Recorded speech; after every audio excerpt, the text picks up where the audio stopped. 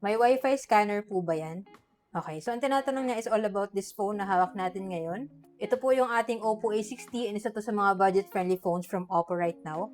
And to answer the question, yes po, meron na po siyang Wi-Fi scanner, no? And kung hindi niyo pa po alam kung paano yan, sige, ituro ko po sa inyo. So, punta lang po kayo sa kanyang control center and then touch and hold niyo po yung kanyang Wi-Fi. Then, go to more settings. Dito naman sa settings, kung ano naman po yung Wi-Fi na nakakonect, click nyo lang po yung settings niya sa gilid. And then, makikita nyo dito yung share Wi-Fi. So, pag kinlik nyo po itong share Wi-Fi, enter nyo lang po yung password nyo or your fingerprint. And then, ayan, papakita nyo na po yung QR code. So, pwede nyo na pong ipascan yan sa iba.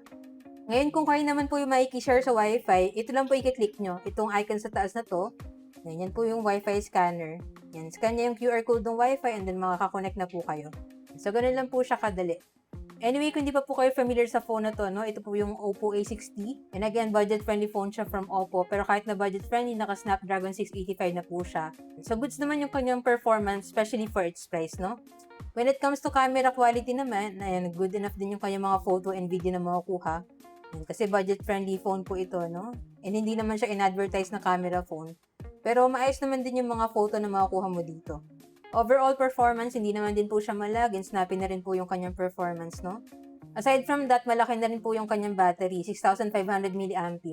Ayan, so matagal-tagal po siya malobat. Maganda siyang pang backup phone, pambigay sa kids or sa parents, no? Pwede rin po pang main phone nyo to kung casual user lang kayo. So kung interested rin po kayo sa ganitong phone, check nyo na lang po dyan sa Yellow Basket. Dyan ko nabili yung sa akin para same quality and legit store din yung mapagbilan nyo. So yun lang, sana nakatulong tong video. If you have any other questions, just let me know in the comments and follow for more tech content.